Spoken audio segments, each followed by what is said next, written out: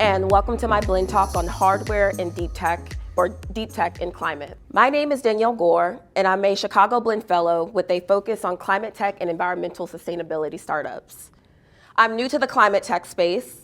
In fact, my experience has involved 4 years of garnering investment and recruiting healthcare startups as the director of 0 to 510, a medical device accelerator based out of Memphis, Tennessee. However, with the growing climate crisis, I felt the need to pivot from working with healthcare startups and begin working with startups geared toward improving the well-being of our planet. So I spent the last 3 months working alongside the great Chris Wu at Impact Engine, learning more about environmental sustainability startups and what makes them worthy of investment or pass. It's been a positive and insightful experience. However, what I realized is I would come across amazing startups that were doing potentially transformative work in climate tech, but because they were not software or software enabled, I had to pass on these companies. And after speaking with more investors in the space, I slowly started to realize that many have an overemphasis on software and software-enabled startups, bypassing the value of hard tech and deep tech ventures in the climate space. So these are a few of the amazing founders and startups that I've had the pleasure of working with for the last 4 years at 0 to 510. And having worked with these dedicated medical device hard tech founders, I got to see firsthand how difficult and challenging it is to navigate the highly regulated healthcare industry, similar to the regulations popping up in the climate tech industry. And I also got to see firsthand the capital constraints that they were under just to get to prototype.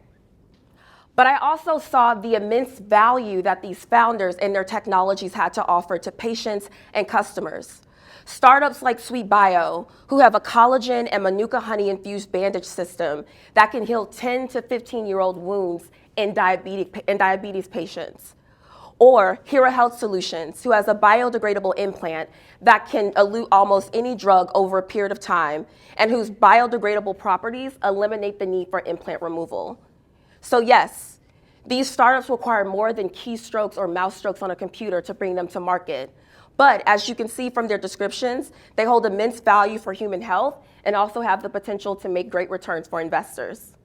Naturally, I wanted to take my excitement and passion for hardware founders in healthcare and apply it to the climate tech industry.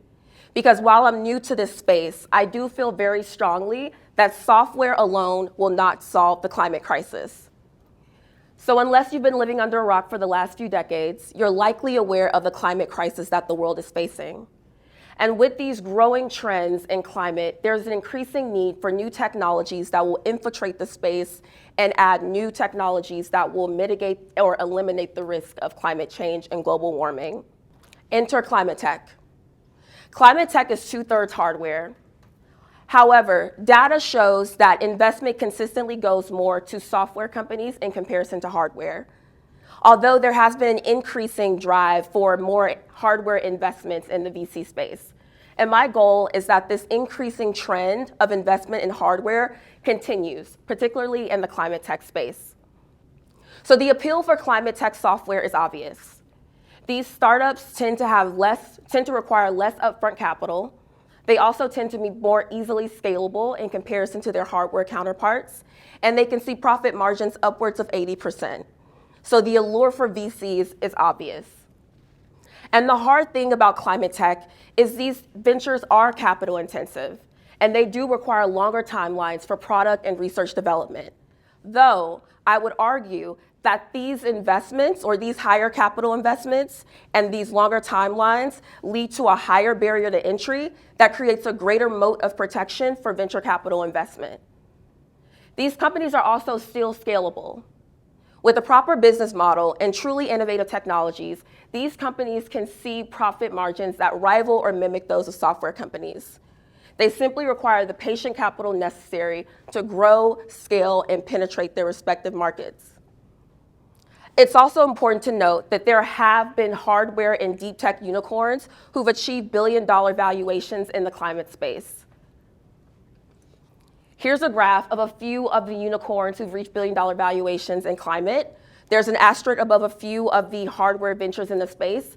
And while you can see that many did take a longer time to reach that billion-dollar valuation, they're not far off from the 10-year time frame in which VCs like to see ROI. And several were able to reach that billion-dollar valuation in under 10 years. We also can't ignore the realities that many of the challenges in the climate space are physical in nature and thus require physical interventions. There have been numerous advances through software and climate, from carbon footprint tracking to energy efficiency software and climate modeling tools.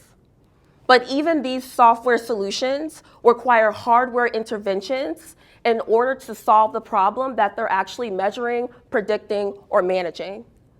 This recognition that software solutions still rely or depend on hardware interventions signifies a need for continued investment in hardware and climate. So I want to emphasize, this talk is not about hardware or software being better or worse solutions than the other. We truly have to take a comprehensive approach because we need all the solutions we can find and fund to fight the climate crisis. My only request is that we not leave hardware and deep tech ventures behind and spend the next several decades trying to play catch up. So for my call to action, I ask those climate tech investors in the room who are currently only investing in software to consider the benefits of diversifying your portfolios to also include hardware and deep tech ventures.